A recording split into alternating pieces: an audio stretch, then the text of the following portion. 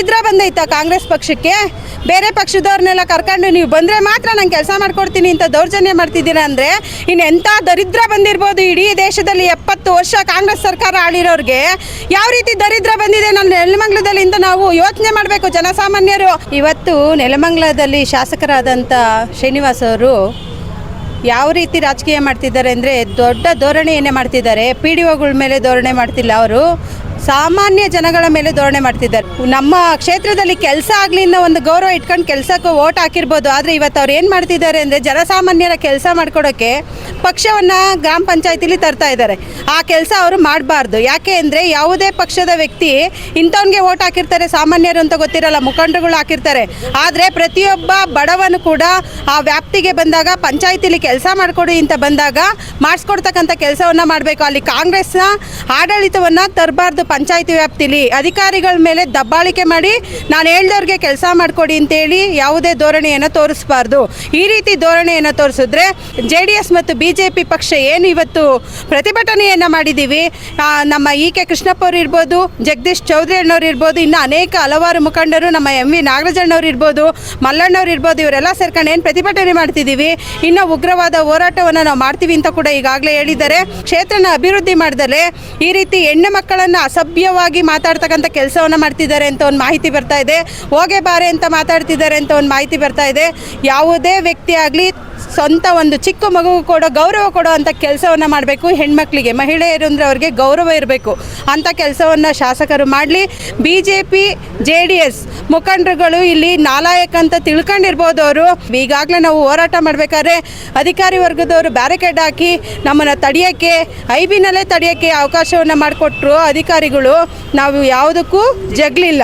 ಆ ಬ್ಯಾರಿಕೇಡ್ನ ಮುಂದೆ ನುಗ್ಗಿ ಇಲ್ಲಿವರೆಗೂ ಬಂದು ನಾವು ತಹಸೀಲ್ದಾರಿಗೆ ಮೆಮೊರಂಡಮ್ ಕೊಟ್ಟಿದ್ದೀವಿ. ಅವರು JDS ಅವನು BJP ಅಂದರೆ ಅವ್ರನ್ನ ಆಚೆಗೆ ಇಟ್ಬಿಟ್ಟು ಕಾಂಗ್ರೆಸ್ನವರಿಗೆ ಮಾತ್ರ ಕೆಲಸ ಮಾಡಿಕೊಡ್ತೀರಾ ಅಂದರೆ ಯಾವ ರೀತಿ ದೌರ್ಜನ್ಯ ಮಾಡ್ತಾ ಇದ್ದೀರಾ? ಇದು ಸರಿನಾ? ಈ ಕೆಲಸ ಮಾಡ್ತಿರೋದು ಸಂವಿಧಾನ ಅಂತ ಬಾಯಿ ಬಡ್ಕೊಂತಿದ್ದೀರಾ. ಕಾಂಗ್ರೆಸ್ ಶಾಸಕರು, ಉಪಮುಖ್ಯಮಂತ್ರಿಗಳು, ಮಂತ್ರಿಗಳು, ಅಲ್ಲಿ ಸಚಿವರು ಎಲ್ಲ ಸೇರ್ಕೊಂಡು ನೀವೇನು ಮಾಡ್ತಾ ಇದ್ದೀರಾ? ಇದು ಸಂವಿಧಾನಕ್ಕೆ ಕೊಡ್ತಕ್ಕಂಥ ಗೌರವನ? ನೀವು ಗೆದ್ದ ಮೇಲೆ ಯಾವುದೇ ವ್ಯಕ್ತಿ ಬಂದ್ರೂ, ಸಾಮಾನ್ಯ ಮಹಿಳೆ ಬಂದು ಕೂಡ ಮುಖಂಡರುಗಳನ್ನ ಬಿಟ್ಬಿಡ್ರಿ. ಸಾಮಾನ್ಯ ವ್ಯಕ್ತಿಗಳು ಬಂದಾಗ ಕೆಲಸ ಮಾಡಿಕೊಡ್ಲಿಲ್ಲ ಅಂದರೆ ನೀವು ಶಾಸಕರಾಗಿರೋದಕ್ಕೆ ನಾಲಾಯಕು. ಈ ಕ್ಷೇತ್ರದಲ್ಲಿ ಇಂಥ ಕೆಲಸ ಯಾವುದೇ ವ್ಯಕ್ತಿ ಆಗಲಿ ಮಾಡಬಾರ್ದು. ಯಾವುದೇ ಕ್ಷೇತ್ರದ ಯಾವುದೇ ಪಕ್ಷದ ಮುಖಂಡರು ಈ ಕೆಲಸ ಮಾಡಬಾರ್ದು. ನೀವು ಇದನ್ನು ಮಾಡ್ತಿದ್ದೀರಾ, ಈ ಕೂಡಲೇ ಅದನ್ನು ನಿಲ್ಲಿಸಿ ಎಲ್ಲ ಸಾಮಾನ್ಯ ಬಡವರ್ಗದವರಿಗೂ ಕೆಲಸ ಮಾಡಿಕೊಡ್ತಕ್ಕಂಥ ಕೆಲಸ ಆಗಬೇಕು ಅಂತ ನಾನು ಈ ಮುಖಾಂತರ ಹೇಳ್ತಾ ಇದ್ದೀನಿ. ಒಬ್ಬ ಶಾಸಕರಾಗಿ ಕೆಲಸ ಮಾಡ್ಬೋದು. ಈ ಕೂಡಲೇ ಈಗಾಗಲೇ ನಾವು ನೋಡಿದ್ದೀವಿ, ನಗರಸಭೆಯಲ್ಲಿ ಇರ್ತಕ್ಕಂಥವ್ರನ್ನ ಯಾರ್ಯಾರನ್ನ ತಾಂಡು ಅವರ ಪಕ್ಷಕ್ಕೆ ಸೇರ್ಪಡೆ ಮಾಡಿಸ್ಕೊಂಡ್ರು ಯಾವ ರೀತಿ ದುರ್ಬಳಕೆ ಮಾಡ್ಕೊಂತಿದ್ದಾರೆ ಅಂದರೆ, ತಾನು ಸ್ವತಃ ಶಾಸಕನಾಗಿ ಜನಸಾಮಾನ್ಯರಿಗೆ ಗೌರವ ಕೊಡಬೇಕು. ಅದನ್ನು ಬಿಟ್ಬಿಟ್ಟು ಬರೋರ್ನೆಲ್ಲ ನಿಮ್ಗೇನು ಅಂಥ ದರಿದ್ರ ಬಂದೈತಾ ಕಾಂಗ್ರೆಸ್ ಪಕ್ಷಕ್ಕೆ? ಬೇರೆ ಪಕ್ಷದವ್ರನ್ನೆಲ್ಲ ಕರ್ಕೊಂಡು ನೀವು ಬಂದರೆ ಮಾತ್ರ ನಾನು ಕೆಲಸ ಮಾಡ್ಕೊಡ್ತೀನಿ ಅಂತ ದೌರ್ಜನ್ಯ ಮಾಡ್ತಿದ್ದೀರಾ ಅಂದರೆ ಇನ್ನೆಂಥ ದರಿದ್ರ ಬಂದಿರ್ಬೋದು ಇಡೀ ದೇಶದಲ್ಲಿ 70 ವರ್ಷ ಕಾಂಗ್ರೆಸ್ ಸರ್ಕಾರ ಆಳಿರೋರಿಗೆ ಯಾವ ರೀತಿ ದರಿದ್ರ ಬಂದಿದೆ ನಾನು ನೆಲಮಂಗಲದಲ್ಲಿ ಅಂತ ನಾವು ಯೋಚನೆ ಮಾಡಬೇಕು ಜನಸಾಮಾನ್ಯರು.